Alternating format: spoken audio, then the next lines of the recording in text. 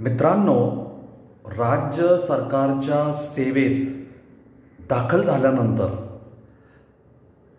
यंत्रणेला जाग येऊन यंत्रणेने तपासण्या करून किंवा नित्याचं काम करत असताना निदर्शनास आल्यानंतर केवळ त्या व्यक्तीकडे एक प्रमाणपत्र नाही आहे म्हणून त्या व्यक्तीला 18 वर्षाची सेवा झाली असताना सेवेतून काढून टाकणं कितपत योग्य आहे, हे योग्य आहे का अयोग्य आहे हे न्यायालयानेच ठरवलेलं आहे।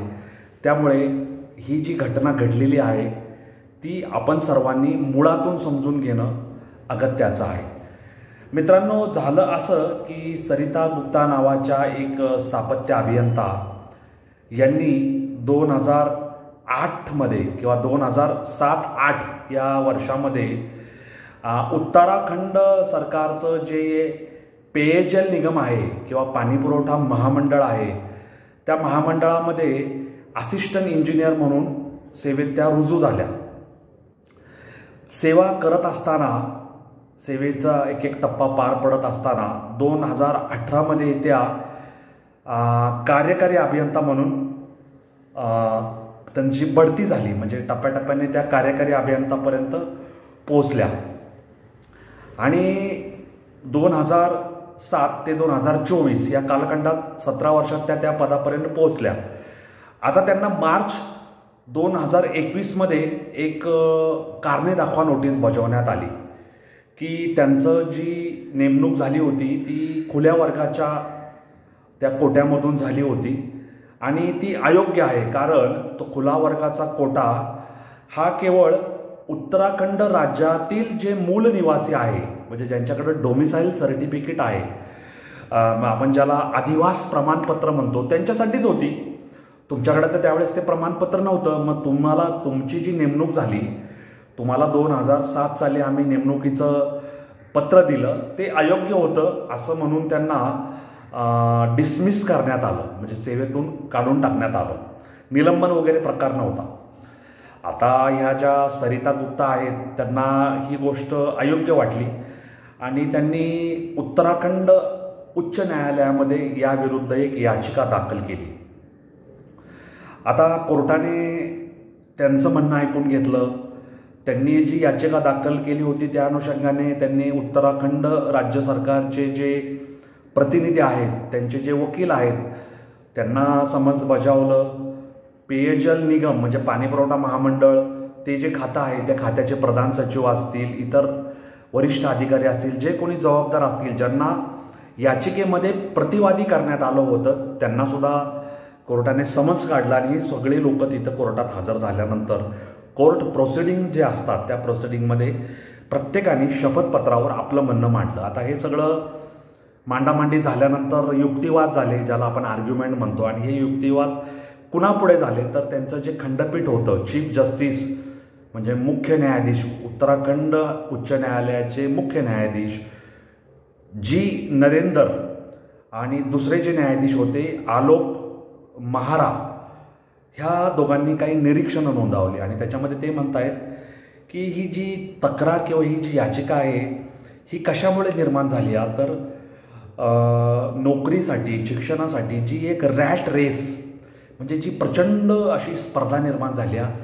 त्या स्पर्धेमधून अशा घटना उघडकीस किंवा उदयास येत आहेत आणि त्यामुळे ह्या एकमेकावर कुरघोडी करणे, कारणं दाखवून निलंबन करणे, सेवेतून कमी करणे, ह्या सगळे प्रकार घडत राहतात आणि त्यांनी याचिकाकर्त्याची याचिका मंजूर केली आणि त्यांनी निर्देश दिले की तुम्ही ह्यांना सेवेतून काढून टाकले, काढलेल्या तारखेपासून आज म्हणजे ज्या दिवशी कोर्टाचा उच्च न्यायालयाचा निकाल आला त्या दिवसापर्यंतचं त्यांची सगळी सेवा ही पुरवत आहे असं गृहीत धरण्यात यावं। त्यांना नोकरीतून काढलं त्या तारखेपासून ह्या तारखेपर्यंतचे सगळे जेवढे त्यांचे लाभ आहेत, वेतन, भत्ते, रजा, अर्जित रजा, वैद्यकीय रजा, सगळे लाभ त्यांना त्यांचे द्यायचे, ते पुरवत ठेवायचे, अशा प्रकारचं त्यांना आदेश उत्तराखंड उच्च न्यायालयाने ऑगस्ट 14 रोजी दिलेले आहेत। आणि उत्तराखंड न्यायालय काय म्हणलं, उच्च न्यायालय, की ह्यांची जर याचिका आम्ही नामंजूर केली तर ते अयोग्य असेल आणि ते मानवतेच्या दृष्टिकोनातून एखाद्या व्यक्तीने सेवेसाठी, राज्य शासनाच्या सेवेसाठी आपल्या वयातील जे महत्त्वाचे वर्ष आहे ते दिल्याच्या अनुषंगाने अशा व्यक्तीला सेवेतून काढून टाकणे हे अनजस्ट आहे, अनफेअर आहे असं न्यायालयाने आपल्या निकालपत्रात नमूद केलेलं आहे.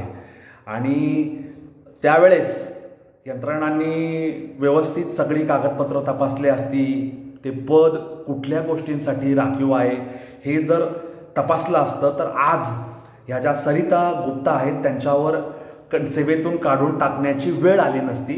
तर त्यांचा ह्या सगळ्या प्रक्रियेमध्ये काहीही दोष नाही, त्या निर्दोष आहेत, त्या निष्पाप आहेत असं कोर्टाने, उच्च न्यायालयाने आपल्या निकालपत्रात नमूद केलं. आणि ही जी एरर आहे, ही जी त्रुटी आहे ही यंत्रणांमार्फत घडली आहे. त्यामुळे यंत्रणांमार्फत घडलेल्या त्रुटीचं खापर सरिता गुप्ता यांच्या डोक्यावर फोडता येणार नाही असं न्यायालयाने नमूद केलं. आता ही गोष्ट झाली 2 दशकापूर्वीची, कारण 2007चं नेमणूक 2025च्या ऑगस्टमध्ये न्यायालयाचा निकाल आला. म्हणजे 2007 ते 2025 18 वर्ष निघून गेली. आणि रिइन्स्टेट करा म्हणजे ह्यांचं रिइन्स्टेट करा म्हणजे ह्यांचे जे जिथं जेव्हा यांना सेवेतून काढून टाकलं त्या दिवसापासून यांना त्याच पदावरती आहेत असे समजून सगळे लाभ देण्यात यावे, त्यांची सेवा कंटिन्यू म्हणजे पूर्ववत विनाखंड अखंड म्हणून गृहीत धरण्यात यावी असा हा न्यायालयाचा निर्णय आहे. आणि त्यांना सेवेतून कमी करणं हे अयोग्य आहे आणि ते त्याला मंजुरी देणं हे सुद्धा अयोग्य आहे. त्यामुळे न्यायालयाने सरकार पक्षाचं म्हणणं अमान्य केलं आणि खोडून काढलं. आणि सरकार पक्षाचं जे निर्णय होता त्यांना सेवेतून कमी करण्याचा तो रद्दबातल ठरवला. त्यामुळे तत्कालीन उत्तर प्रदेश सरकार, उत्तराखंड सरकार यांनी ज्या कार्यकारी अभियंता महिला होत्या त्यांचं जे निलंबन केलं, निलंबन नाही, सेवेतून कमी केलं, ते चुकीचं आहे. तेव्हा अशा घटना आपल्या आजूबाजूला घडत राहतात. शासकीय कर्मचारी, मग तो वर्ग ड, वर्ग ग, वर्ग ब, वर्ग अचा असेल, भारतीय सेवेतील अधिकारी असेल, यांना सेवेतून कमी करणे, निलंबन करणे, ज्या काही घटना घडत राहतात त्या आपल्यावर अन्याय आहे असं जाणवल्यानंतर अयोग्य मार्गाने आपल्यावर काही कारवाई झाली असेल तर आपण न्यायालयात दाद मागू शकतो. न्यायालयसुद्धा विविध घटकांचा आपल्या पुढे आलेल्या कागदपत्रांचा अभ्यास करून योग्य असं न्यायनिवाडा मंजूर करतं असं या घटनेतून दिसून आलेलं आहे. तेव्हा न्यायासाठी आपल्याला न्यायालयाचे दरवाजे ठोठावावे लागतात. तुम्हाला ह्या प्रकरणावरून काय समजलं, काय वाटतं ते मला कॉमेंट बॉक्समध्ये लिहून सांगायला विसरू नका. तुमच्या आजूबाजूला अशा घटना घडतात का? न्यायालयसुद्धा हा आपला विषय आपण अनवट वाटेवर घेतो, कारण ह्याच्यामध्ये आणखी काही न्यायालयाच्या बाजू, पक्षकार, समोरची पार्टी, प्रतिवादी यांचं म्हणणं समजून घेण्याची संधी मिळते. त्यामुळे आपण न्यायालयाचे विषयसुद्धा अनवट वाटेवर घेऊन येतो. तेव्हा या नोटवर तुमच्या सगळ्यांची रजा घेतो. तुम्हाला हा व्हिडिओ कसा वाटला मला कॉमेंट बॉक्समध्ये लिहून कळवा. असेच चांगले विषय ऐकण्यासाठी, समजून घेण्यासाठी अनवट वाटेशी जोडलेले राहा असं माझं तुम्हाला विनंती आहे. धन्यवाद. जय हिंद, जय महाराष्ट्र, वंदे मातरम, जय श्रीराम, जय जगन्नाथ, जय सनातन. धन्यवाद.